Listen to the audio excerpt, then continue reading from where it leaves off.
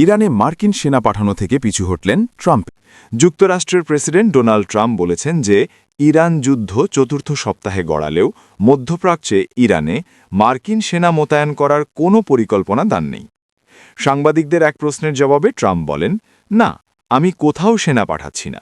যদি পাঠাতামও তবে নিশ্চিতভাবেই আমি আপনাদের তা জানাতাম না। কিন্তু আমি সেনা পাঠাচ্ছি না।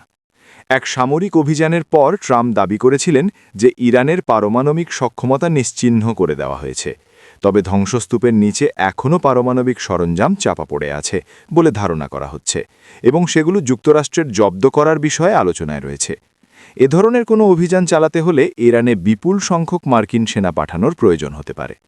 তবে রয়টার্সের এক প্রতিবেদনে বলা হয়েছে ট্রাম্প প্রশাসন ইরানে বিমান ও নৌবাহিনী পাঠানোর বিষয়টিকেও বিবেচনায় রাখছে।